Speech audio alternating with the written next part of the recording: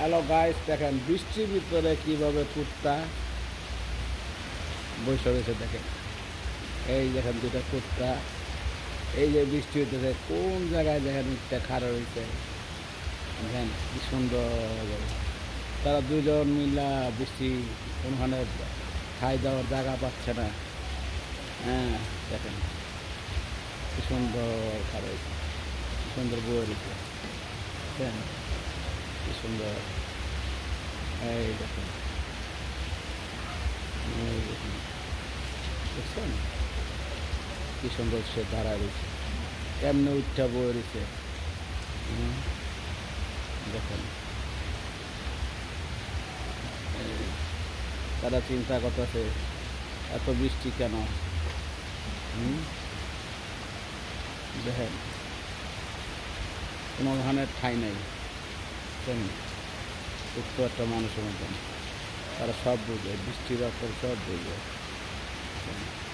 এই দেখেন কি বৃষ্টি হইতেছে, ও শালা কি বৃষ্টি হইতেছে, দেখেন ঘাস পুরা। দেখছেন ভাই, হাই গাইস, কেমন আছেন? আমি ভালো আছি, আপনারা কেমন আছেন? সুন্দর আছেন? আমিও ভালো আছি। মোহব্বত সবচেয়ে বড় খারাপ।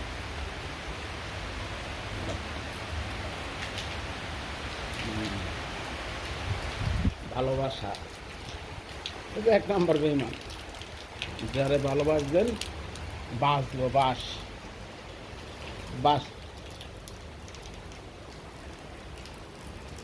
কেমন গেল গা।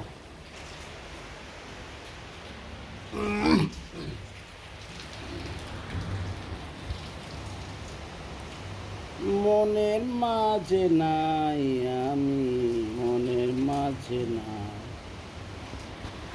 মনের মাঝে নাই রে, পানে বন্ধু নাই। কি অবস্থা আছেন, কেমন আছেন? লাইক কমেন্ট করবেন, দেখবেন আমি ভালো আছি আল্লাহর রহমতে। আর একটু একটু কষ্ট আছে, কোনো কষ্ট নাই। প্রথম প্রথম কষ্ট হয়েছে, ব্যথা হয়েছে, খারাপ লাগছে। এখন আর ভালো খারাপ লাগে না, ব্যথা লাগে না, সব দিকেই ভালো। ঘুম হয়, আগে তো ধরেন ঘুমাইতারে নাই, ঘুমাইতারি নাই, টেনশন করছি বিভিন্ন, খালি টেনশন টেনশন,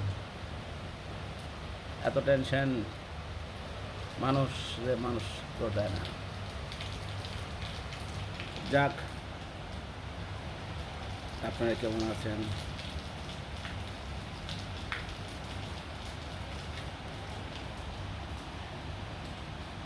চোখ বুঝিলে দুনিয়া আন্ধার, অহায় রে।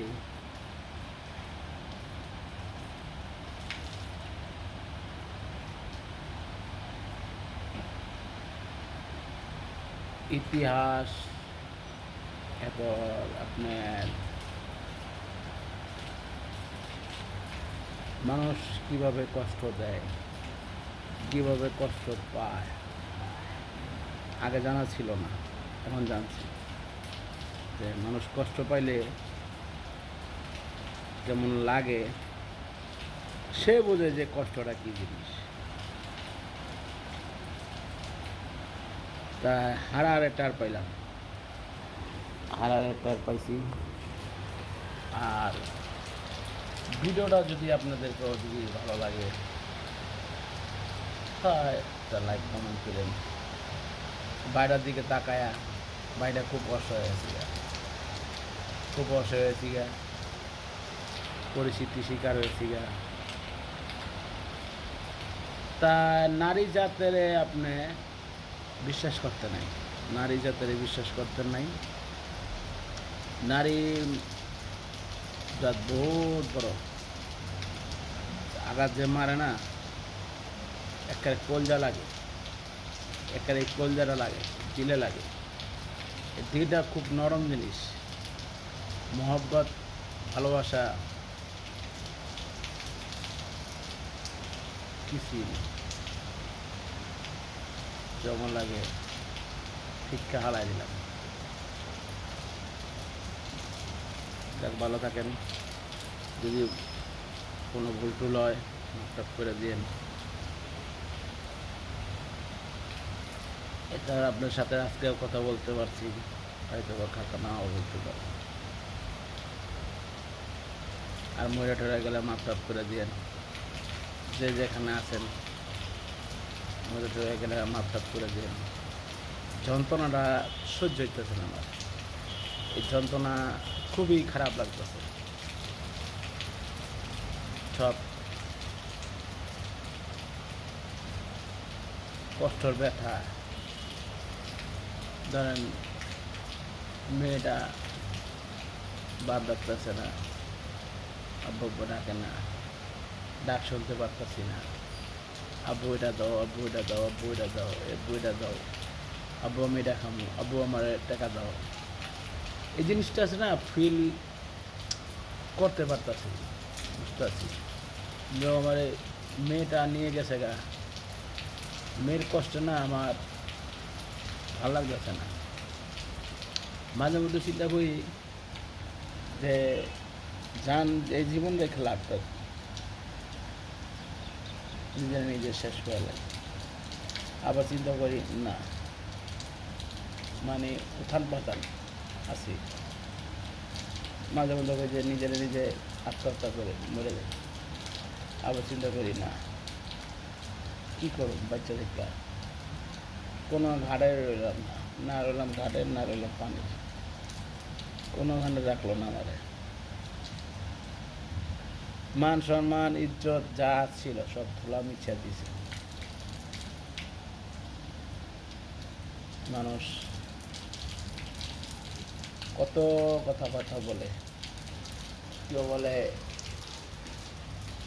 তুই দিতে জানিস না, এলে গেছে গা, কেউ বলে এই প্রবলেম হয়েছে দিকে তুই গেছে গা। মানুষ যে কত খারাপ, পৃথিবীতে মানুষ এত খারাপ জানা ছিল না। তো কত কথা শুনি, মানুষের কত কথা শুনি, শুন না বরদাস্ত করি, যে একমাত্র সেই ব্যক্তি জানে আজকে আমি তারে বিলাসিতা দিছি, সার দিছি, সব কিছু দিছি। হ্যাঁ, আমার দুর্বলতার সুযোগ নিয়ে সে এভাবে আবার মেয়ে নিয়ে চলে গেল গা। বড়ই কষ্টটা দিছে আমাকে। কষ্টটা যে পায় সে বোঝে যে কষ্টটা কী জিনিস। আগে মানুষকে বলতাম যে বউ গেছে গা, এবারে এত ইয়া করে গেল। তো আসলে যে আপন মানুষ যারা আপন মনে করলাম সারাটা জীবন, সে পিঠ যা ছুরি মারলো। বয় পুরুষ মানুষরা পরেরা যদি ছুরি মারে ওই ব্যথা সহ্য করা যায়, যদি আপন লোকে ছুরি মারে না ওইটা কখনো বরদাস্ত করা যায় না। আমি কল্পনাও করি নাই, কখনো কল্পনা করি নাই তা সে যে আমার সাথে এই ধরনের কাজ করবে। মনে করছিলাম তারে নিয়ে আমার জীবন, কিন্তু সে আমার সাথে এত বড় প্রতারণা করলো, এই জিনিসটা আমার মানতে পারতেছি না। তো গাইস,